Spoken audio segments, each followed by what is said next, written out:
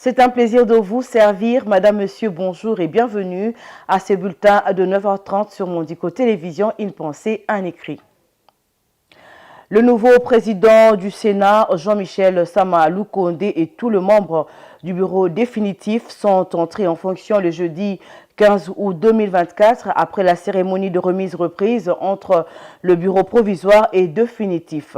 Cette cérémonie s'est déroulée en présence de hauts fonctionnaires du Sénat, des collaborateurs de membres du bureau définitif, des membres de cabinet du bureau provisoire et de plusieurs invités. Reportage.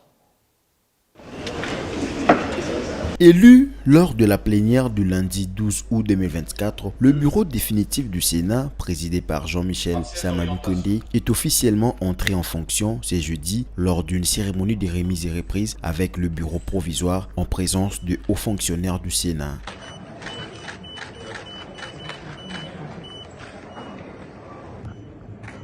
Dans son mot des circonstances, le sénateur Sama Lukonde a rendu encore une fois un vibrant hommage au président Tshisekedi pour ses orientations et son soutien. Il a remercié le bureau provisoire pour la franche collaboration dans le travail accompli et tous ses collègues sénateurs qui ont porté leur choix sur le membre du bureau définitif qu'il dirigera désormais. Sama Lukonde estime que son élection a suscité beaucoup d'espoir au niveau du Sénat. Ainsi a-t-il invité les sénateurs à travailler à l'unisson afin de redorer davantage l'image de la Chambre haute du Parlement. L'élection et l'installation du bureau définitif ayant clôturé la session extraordinaire, elle marque le début des vacances des sénateurs en vacances parlementaires jusqu'au 15 septembre prochain.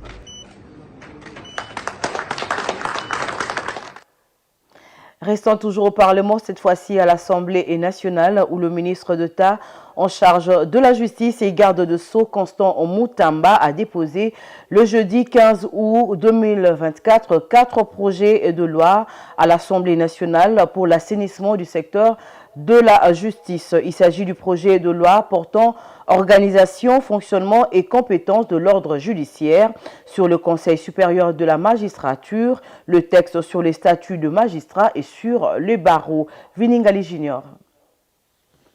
Merci pour l'honneur que vous nous faites en venant nous recevoir ce jour à l'occasion du dépôt. Le ministre de la Justice et garde des Sceaux, Constant Mutamba Tungunga, a déposé ce jeudi 15 août 2024 4 projets de loi à l'Assemblée nationale. Ces documents ont été réceptionnés par le président de la Chambre basse du Parlement, Vital Kamerhe. Selon une dépêche de la cellule de communication du ministre de la Justice, ces projets de loi visent à modifier certaines dispositions légales afin qu'elles soient en adéquation avec les réformes mises en place depuis l'arrivée de Constant Mutamba à la tête du ministère. Les textes soumis comprennent le projet de loi portant organisation, fonctionnement et compétences de l'ordre judiciaire, le projet de loi sur les conseils supérieurs de la magistrature, les projets de loi sur les statuts des magistrats, le projet de loi sur le barreau. Constant Mutamba a souligné l'importance de ces textes dans le cadre de la politique des réformes souhaitées par le président de la République. À noter que la rentrée parlementaire est prévue le 15 septembre 2024. Rendons-nous à la primature où le gouvernement central de la République démocratique du Congo a décidé d'appuyer la ville de Kinshasa, capitale du pays et siège des institutions, pour résoudre le problème qui se pose dans différents secteurs, entre autres la sécurité, le transport, les infrastructures routières, ainsi que l'assainissement. Cette décision a été prise par la première ministre au cours d'une séance de travail qu'elle a présidée le mercredi dernier à la primature. La première ministre de la RDC, Judith Suminwa, a réuni autour d'elle dans la soirée du mercredi 14 août 2024 plusieurs ministres sectoriels ainsi que le gouverneur de la ville de Kinshasa. Ensemble, avec des invités, ils ont discuté sur les différents maux qui détériorent la qualité de vie dans la capitale congolaise. Les échanges ont tourné autour des problèmes d'insécurité à travers le banditisme urbain appelé Kuluna, les difficultés de transport et de mobilité dans la ville, le délabrement des grandes artères principales principales et routes secondaires, ainsi que l'insalubrité, avec les déchets qui sont visibles dans tout le coin de la ville. Après le diagnostic d'une situation peu reluisante, Judith Souminois a décidé que le gouvernement central vienne en appui au gouvernement provincial qui a la gestion quotidienne de la capitale, siège des institutions et miroir de la République démocratique du Congo. Pour le ministre de l'Intérieur, les mesures que prend le gouvernement central en faveur de Kinshasa permettront également d'assurer une rentrée scolaire dans les bonnes conditions d'une part et de prévenir les dégâts que pourrait causer le retour de la saison de pluie d'autre part. Nous avons réfléchi sur des solutions idoines que nous allons très rapidement ici mettre en application. Elles seront communiquées, elles feront l'objet d'une communication particulière. Oui, nous sommes allés en profondeur. L'avantage ici, c'est que déjà la ville était sur ces différents dossiers, mais les ministères sectoriels aussi, chacun dans son domaine, avait déjà un début de commencement de travail et de solutions. Maintenant, je crois qu'au bénéfice des Quinoises et des Quinois, nous allons, sous cette coordination-là voulue par Madame le Premier ministre, nous allons donner des solutions très rapidement. S'agissant de la sécurité, il a été évoqué l'urgence de renforcer les capacités opérationnelles de la police de Kinshasa, puis dans le reste du pays ensuite. Invité à cette réunion, le gouverneur de la ville de Kinshasa a loué l'initiative de la première ministre qui a décidé de voler au secours de son gouvernement provincial afin de juguler le mot qui ronge la capitale. Certes, il est vrai, Kinshasa a un problème. C'est vrai qu'il ne relève pas de décennies qui relève pas de 5 ans précédents.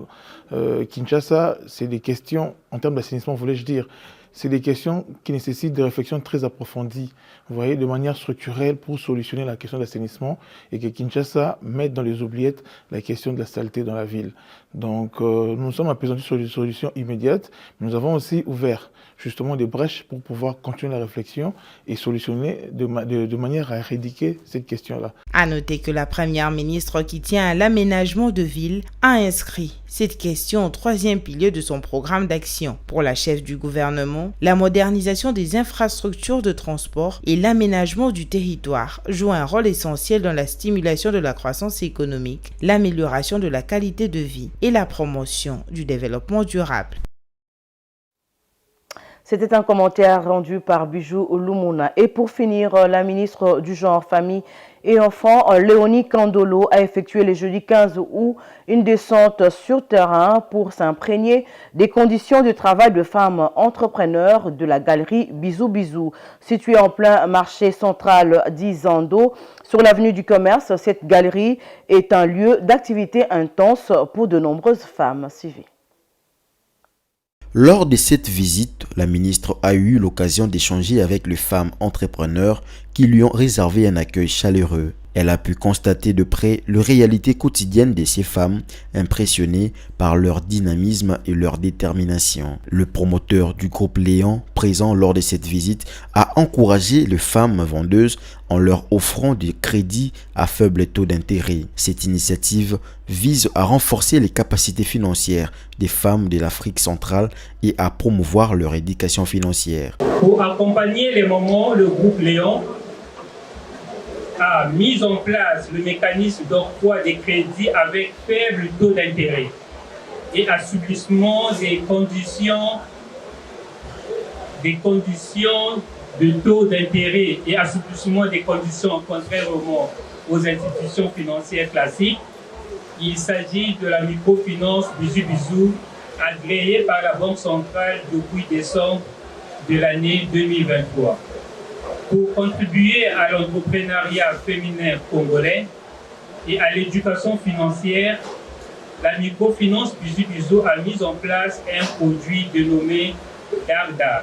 Les femmes de la galerie, enthousiastes et reconnaissantes, ont félicité la ministre pour son déplacement et son écoute attentive. Léonie Kandolo, loin de son bureau, a exprimé son admiration pour l'entrepreneuriat féminin qu'elle a observé. Elle a également encouragé ces femmes à poursuivre leur formation pour développer leurs projets et soutenir leur famille.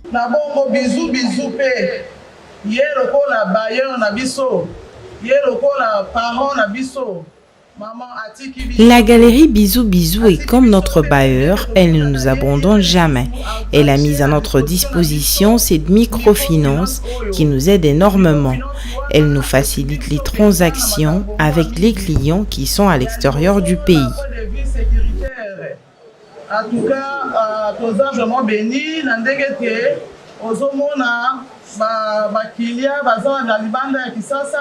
Peut-être na Kisasa pe moi musika kozwa transport pour embouteillage et tout mbala moko bosala ba virement ba transaction na kati ya microfinance wana. La visite s'est terminée par une immersion dans les réalités du trafic le long du marché des Andos, permettant à la ministre de mieux comprendre les défis quotidiens auxquels ces femmes sont confrontées. Et c'est la fin de ce premier bulletin sur Mondico Télévision. Ne quittez pas à 10h, c'est Mondico Day avec Nancia et Myriam Lukoba. Au revoir.